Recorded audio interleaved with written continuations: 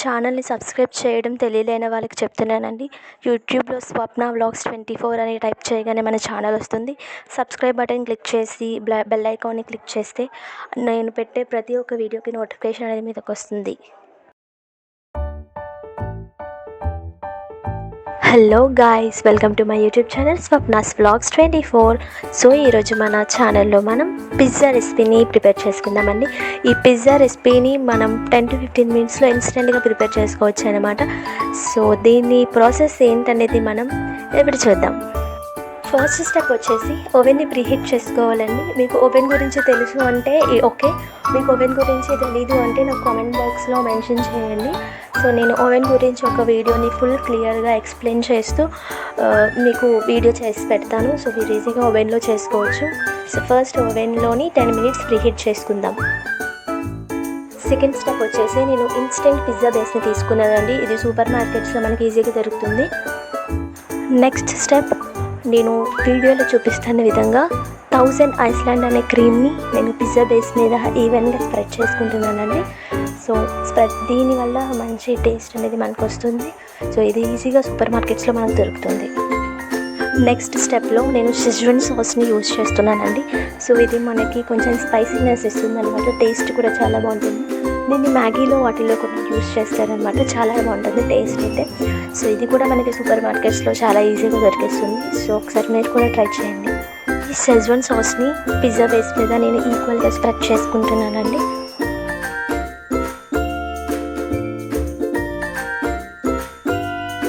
Next step వచ్చేసి సన్నగా పొడవుగా తురుముకున్న ఆనియన్స్ని మనం పిజ్జా బేస్ మీద ఈక్వల్గా స్ప్రెడ్ చేసుకుందాము. నెక్స్ట్ టమాటోస్ని కూడా సేమ్ ఆనియన్స్ లానే కట్ చేసుకొని పిజ్జా బేస్ మీద మనం ఈవెన్గా స్ప్రెడ్ చేసుకుందాము. సో ఆనియన్ టమాటోనే కాకుండా మీకు ఇంకా ఏమైనా వెజిటబుల్స్ కావాలనుకుంటే అవి కూడా వేసుకోవచ్చు. క్యాప్సికమ్, కార్న్స్, ఇంకా ఆరిగనో పిజ్జా సీజనింగ్ పౌడర్ని నేను పిజ్జా బేస్ మీద స్ప్రింకిల్ చేసుకుంటున్నాను.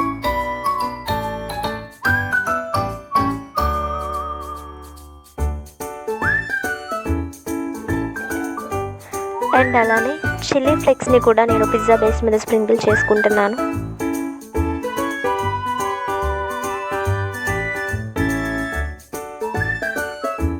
లాస్ట్ స్టెప్ వచ్చేసి చీజ్ అండి. సో మనం చీజ్ యాడ్ చేసుకుందాము. సో ఈ చీజ్ అనేది మనకి మార్కెట్లో చాలా ఈజీగా దొరుకుతుంది. లేదు మనం ఇంట్లోనే ప్రిపేర్ చేసుకోవాలనుకున్నా చాలా ఈజీగా చేసుకోవచ్చు. సో ఎవరికైనా చీజ్ ప్రిపరేషన్ వీడియో కావాలి అంటే నాకు కామెంట్ బాక్స్లో కామెంట్ చేయండి. సో చీజ్ యొక్క వీడియోని కూడా నేను మీకోసం చేసి అప్లోడ్ చేస్తాను. సో చీజ్ని మనం సన్నగా తరుముకొని దాన్ని పిజ్జా బేస్ మీద ఈవెన్గా స్ప్రెడ్ చేసుకుందాం. సో బేస్ అయితే మనం ప్రిపేర్ చేసేసుకున్నామండి. సో ఇప్పుడు దీన్ని మనం ఓవెన్లో బేక్ చేసుకుందాం. ఆల్రెడీ మనం 10 మినిట్స్ ప్రీహీట్ చేసుకున్నాం కదండి. సో ఇప్పుడు అదే సేమ్ టెంపరేచర్లో 10 or 15 మినిట్స్ బేక్ చేసుకుంటే సరిపోతుంది.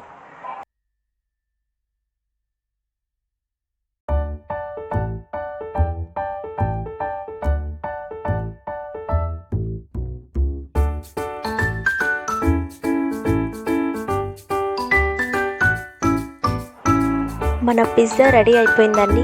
సో ఎలా బేక్ అయిందని ఒకసారి చూద్దాము. వావ్, పర్ఫెక్ట్గా బేక్ అయిందండి. సో ఇలా ఈజీగా మనం ఇన్స్టెంట్గా ఇంట్లోనే ప్రిపేర్ చేసుకోవచ్చు అనమాట. ఈ పిజ్జాని చాలా ఈజీగా ప్రిపేర్ చేసుకోవచ్చు మనం. సో మీరు కూడా దీన్ని ఒకసారి ట్రై చేయండి. Thank you for watching Swapna's vlogs 24.